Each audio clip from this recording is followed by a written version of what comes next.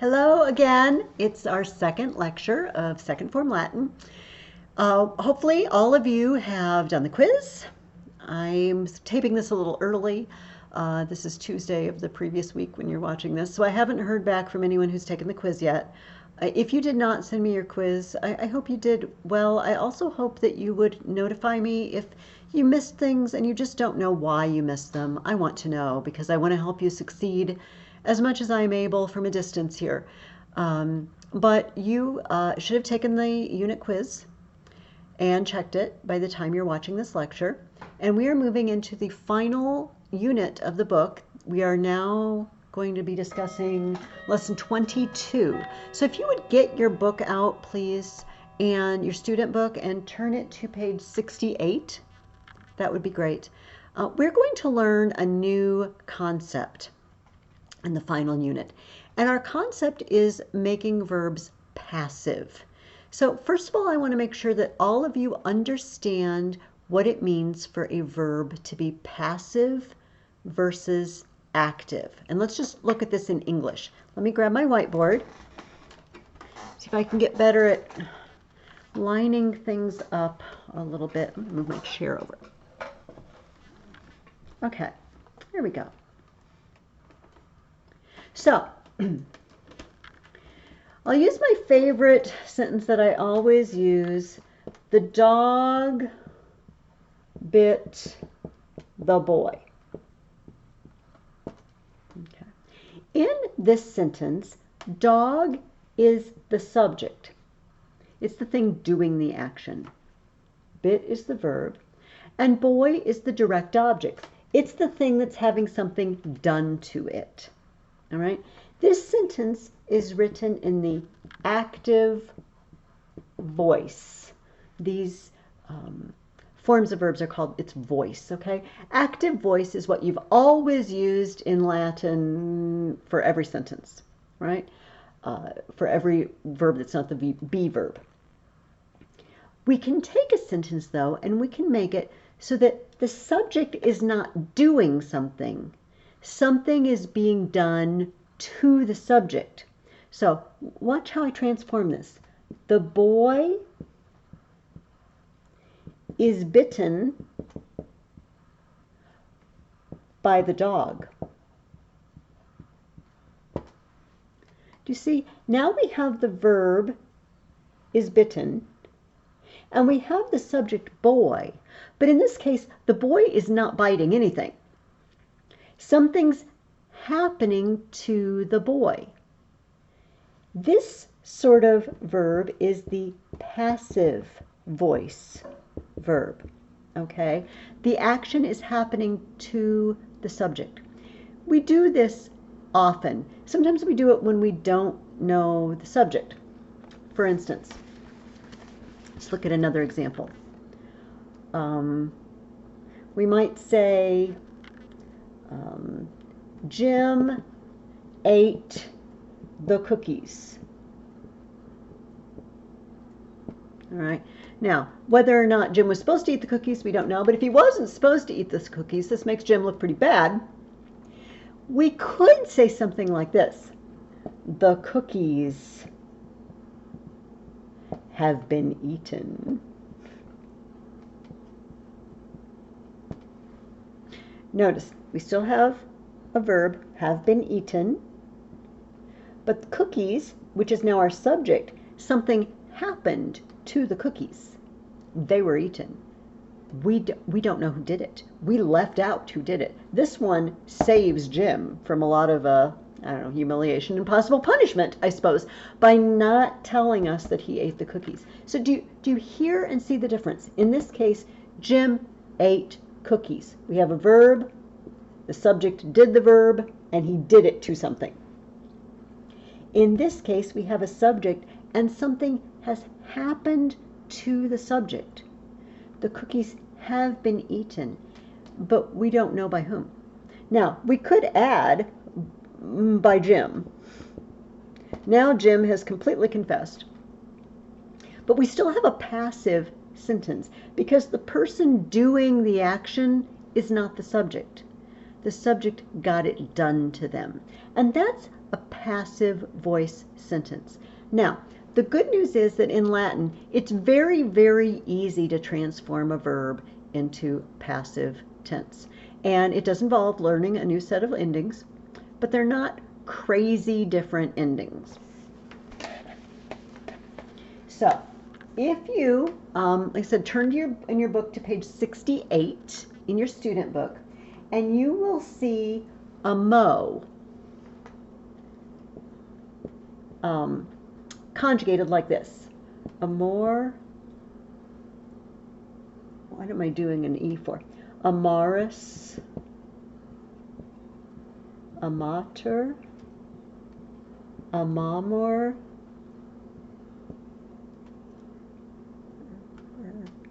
amamini, amanter. Okay, do you see that in the box at the top of your page? Ris, ter, mer, mini, enter. Those are the passive endings. Notice that the first one isn't amar, it's amor. But after that, if you know ris, ter, mer, mini, enter, you know the endings to put on. Now, notice we have an S and a T and an MU and an NT. So there's a little bit of crossover. Mini is just a crazy different ending for the plural you. So I think the best way to learn this is simply to learn ris, ter, mer, mini, enter.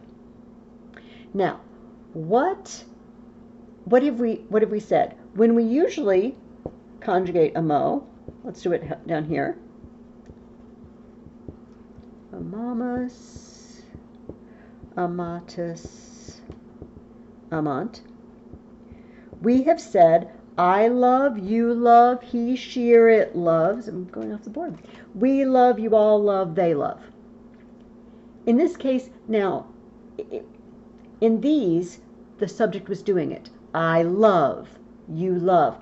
Now it's happening to the subject. I am loved. You are loved. He, she, or it is loved. We are loved. You are loved. They are loved. Right? So do you see that in the box there at the top of the page? I'm going to put this down and grab my book.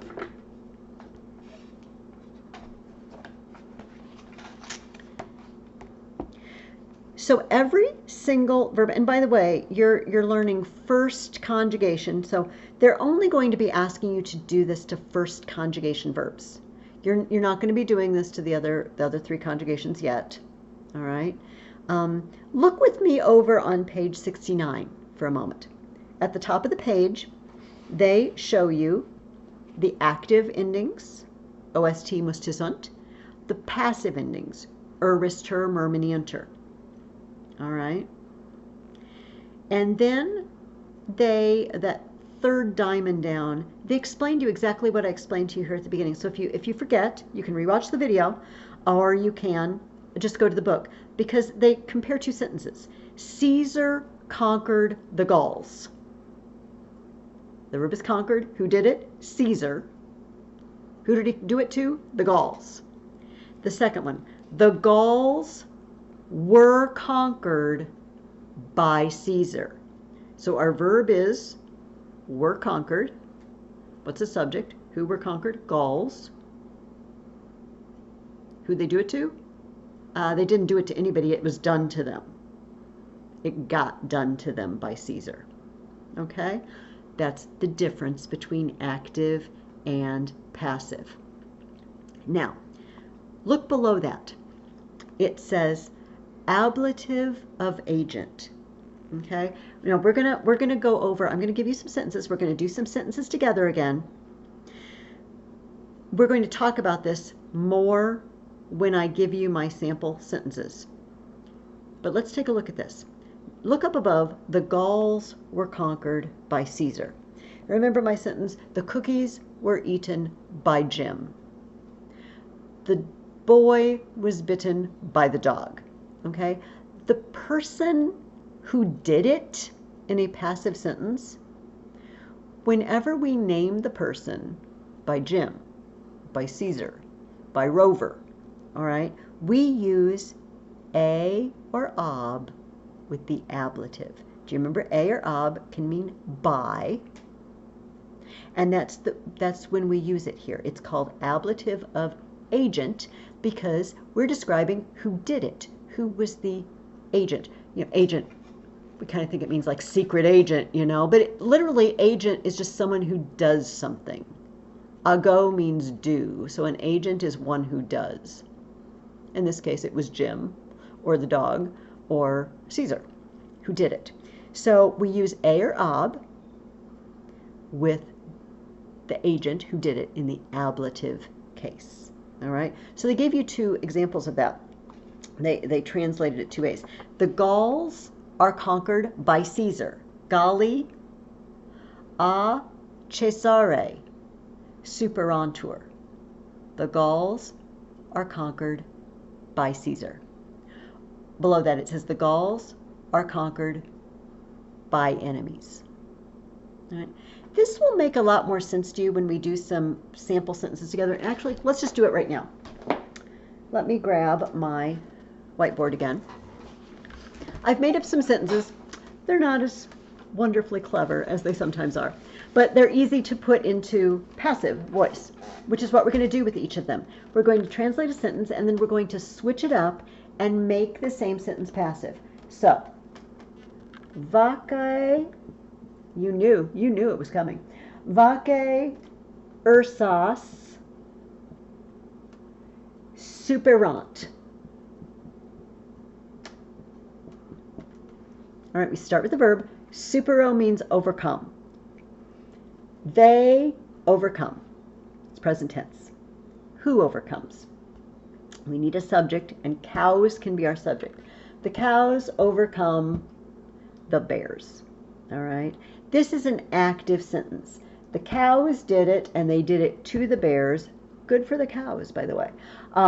Let's turn it around. So if this is the cows overcome the bears, we need to say the bears are overcome by the cows. All right. So now bears is our subject. Okay. Ursus means bear. To make it plural and be a subject, we have to say ursi. Now, we have to make our verb passive. Urister, mini unter. Superantur. The bears are overcome. Ooh, let me get that on there. All right. By the cows. We need to use a or ob.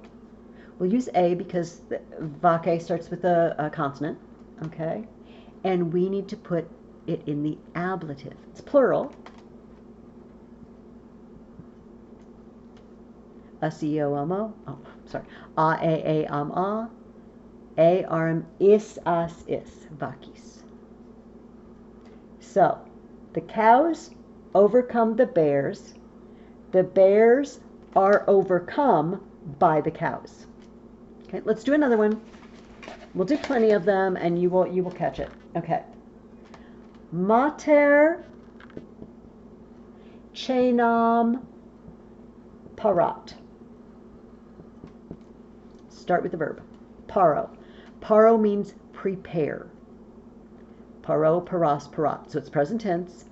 He, she, or it prepares. What could be the he, she, or it? Mater can only be the subject. Mother prepares, what does she prepare? Dinner. Mother prepares dinner. So, mother prepares dinner. Now we need to turn it around. Dinner is prepared by mother. Okay? So dinner is the subject. Cena. Paratur. Okay. Dinner is prepared by mother. We have to put mother in the ablative case. Mother prepares dinner. Dinner is prepared by mother. Catching on? Let's do another one. Oops, I just lost my paper towel.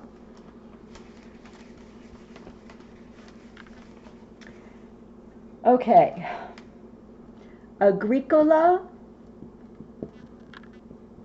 agrum, arat. Let's start with the verb, arat. Aro, aras, arat. Okay, it's present tense, and it means plow. He, she, or it plows. What could be the he, she, or it?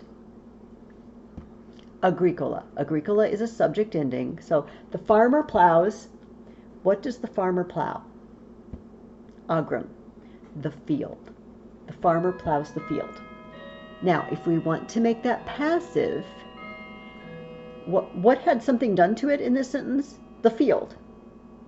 Now, field is going to be our subject. Ager, the field, is plowed. Aratur. Who did it? By the farmer. Now we have to use ab, because farmer starts with an A. Ab agricola in the ablative case. The farmer plows the field. The field is plowed by the farmer. All right, I hope you're catching this. Maybe you've already caught it and you're thinking, I wish she would just not keep doing examples. Well, I'm doing another example anyway. Okay. This one's, I don't know, I guess in honor of Carter. Feminae cultros portant. It's not super violent, Carter. It's just a little bit. All right. Portant. Let's start with the verb. Porto means carry. Porto, portas, portat. Portamus, portatus, portant. It's present tense. They carry. What here could be the they? What here's a subject and could be the they? Women. The women carry cultry, knives. The women are carrying knives. Okay. What got something done to it in this sentence? Knives. The knives got carried. So when we make it passive, knives is now going to be our subject. Cultry are carried. Portantur by the women. They're the ones who are doing it. A feminis in the ablative case. The women carry knives. Knives are carried by the women. All right, does it make sense? I hope so. All right, those are all my sample sentences. But I have another note to look at something in your workbook. So if you have your workbook handy, pause the video if you don't and go get it. Once you get it, open your workbook to page 142. Okay. On page 142, they're having you do something that we haven't really ever done before. There's no translating happening on page 142. You're not translating anything into Latin. There are 20 sentences, and all they want you to do is read the sentence. And do you see how in each sentence there's a verb in italics? They want you to write whether the verb is active or passive. We're going to do the first 4 sentences together. All right. Now, some of these sentences have more than one verb. And so if there's more than one verb, you're going to write active twice or passive twice or active and passive. Okay. So sentence number 1 says, the Gauls were conquered by Caesar. Now we have to ask ourselves, who got conquered? Well, it looks like the Gauls got conquered. They're the subject. If something happens to the subject, that sentence is passive. So down at the bottom of the page by the number 1, you would write the word passive, or just P. If you want to use A and P, that's fine with me. All right, because the Gauls were conquered. It's happening to them, so it's passive. Let's look at sentence 2. The Romans feared the Gauls because Rome had been invaded by Gauls. Two verbs in that sentence. Let's look at the first one, feared. The Romans feared the Gauls. Okay, Romans is the subject. Did the Romans do something? Or did something happen to them? Well, Romans feared. They feared Gauls. Sounds to me like the Romans are doing the fearing. That seems active. The Romans feared. The subject is doing something. Because Rome had been invaded by Gauls. Okay, the subject of that verb is Rome. Did something happen to Rome? Yes, it got invaded. That's passive. So on number 2, you have an active verb, and then you have a passive verb. I hope this is making sense. And maybe you learned this a long time ago, and I'm just going overboard here. But I want everyone to understand the concept. So let's do sentences 3 and 4 together. One legion entered the city while the other was kept outside. Okay, entered. One legion entered. Did the legion do something? Yes, it did. It entered. It's being active. The other was kept outside. Was the other doing something? Not really. Did the other one have something done to it? Yes, it was kept. It's passive. So we have one active, one passive. Okay, number 4. This is the last one we'll do together. The gates of the city were forced open. What is our subject? Gates. Did anything happen to the gates? They were forced. Did the gates force something else? No. The gates were forced. It's passive. All right? So I want you to go through the rest of those. And this is just practice at identifying the difference between an active voice and a passive voice sentence. All right, turn to page 143 now for me. In this one, they want you to do the same thing, and they want you to do it all in English, okay? So we're just going to do the first one together because I think this is pretty self-explanatory. Caesar conquered the Gauls. Okay, we have to ask ourselves, is that active or passive? Well, did Caesar do something, or did something get done to him? Well, Caesar conquered. He did something. So that sentence is active. So I would write an A on the line for active. Then I would say, how could I make that sentence passive? Just like we did on the board together. Instead of Caesar conquered the Gauls, I would say the Gauls were conquered by Caesar. I would just write that out in English. They're not asking you to translate anything into Latin here. It's all in English. But each time, if the sentence is active, they want you to make it passive. If the sentence is passive, they want you to make it active. Let's look at one of those. Let's look at number 3. Caesar was feared by the Gauls. Caesar was feared. Is something happening to Caesar? Yes, he's being feared. Caesar was feared. He wasn't fearing anything. He was feared. So it's passive. Now, how would I turn that into an active sentence? Well, first of all, I have to figure out who's doing it. The Gauls, right? What were they doing? The Gauls were fearing Caesar. You see? Okay, so finish the rest of those. Do the rest of the workbook. There's a lot of practice conjugating verbs in the passive voice. But first, before we sign off here, we need to look at your new vocabulary. So go back to your student book on page 68 again. And let's take a look at your words. I'm going to trust that you have the book in front of you and that you can just look along. It's probably easiest to do it that way. They are giving you some pretty easy new nouns. Yay, they're all second declension masculine. Hurrah! They're going to be easy to learn. The first word is campus. You hear campus used a lot. We talk about college campuses, right? Campus is a field or a plain. So yeah, you camp where the army camps out in the field and the plain. Now they use it for, I don't know, like hospital campuses and stuff. But for a long time, it was just the big open area around which college buildings were located. Kibus is the next one, or chibus. in ecclesiastical pronunciation. Cibus is food. I will admit I am not familiar with this derivative, or wasn't before this Latin book. The ciborium or the ciborium apparently is where you keep the food. Sounds like a good place to be.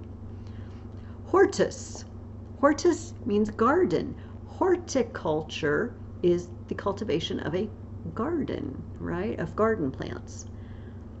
Locus, this is very easy to learn. Location, right? Locus means place. Ludus. Now, those of you who took Latina Christiana with me, you will remember this. I love this. Ludus. The same word means game or school.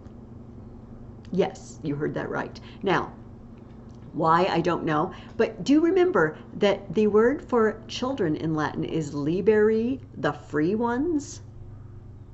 Now, if you do much reading about school life in ancient Rome, they don't sound very free. Like if you were going to school, it was heavy duty and it was long hours, and they would very likely beat you if you did it, you did your lessons poorly. But apparently the same word for game or school. So ludicrous. Hopefully you never think your schoolwork is ludicrous, but technically it sort of could be because ludus means school. Lupus means wolf. Lupine means wolf-like. Oh, Harry Potter, for you Harry Potter people. Professor Lupin, you know, isn't he the one in his, Patronus is a wolf? Or he shaped, I can't remember. I haven't read those in a long time. Anyway, doesn't he do something with a wolf? I feel like he's a werewolf or something. Okay, nimbus. Nimbus is cloud. Oh, that's a Harry Potter one too, because the broom's nimbus. Cumulonimbus is one of the names of a type of cloud. Ventus is wind. So if you open up the vents in your car, it's so the wind will blow through. Gallus is a Gaul. Now don't confuse this with Gallia. Gallia is the country of Gaul. Gallus is a guy from Gaul. Gallia is a country. Gallus is a person. And the last one is Marcus, which just means Mark. We have a new saying, amicus in necessitate probatur. Amicus in necessitate probatur. A friend is proven in necessity, in time of necessity. So what does that mean? When do you know who your friends really are? When you need something, right? A friend loveth at all times, Scripture tells us. And so sometimes, though, you find out that people you thought were your friend when things get rough aren't really friends. We have another saying, a friend in need is a friend indeed. It doesn't mean when your friend needs something. It means when they're still your friend when you're in need. They are indeed your friend. So work on your new saying. Keep going through all your previous sayings, please. At least a couple times a week. Go through all of them. Don't forget your first form Latin sayings either. And by the way, while we're not together and I'm not able to drill you every week out of your first form Latin vocabulary, go to the back of your book, cover up one column, and spend a little time every single day reviewing vocabulary. That is so important. This is a really good way to spend some of your extra time. Everybody's got extra time at home. I know you do. You don't need to watch movies or, you could be reading good books. I hope you're reading good books. But, and most of you are reading Joan of Arc, so you've got plenty of reading to do. But keep reviewing every day with some of this extra time on your hands. If you are continuing in Latin particularly, it will make life a lot easier for you. Okay, so if you have any questions, comments, concerns, if you're not sure you understand passive and active voice, please call me, please email me, and I will explain it better or differently or more. But in the meantime, do the workbook exercises for whatever lesson we're on, 22.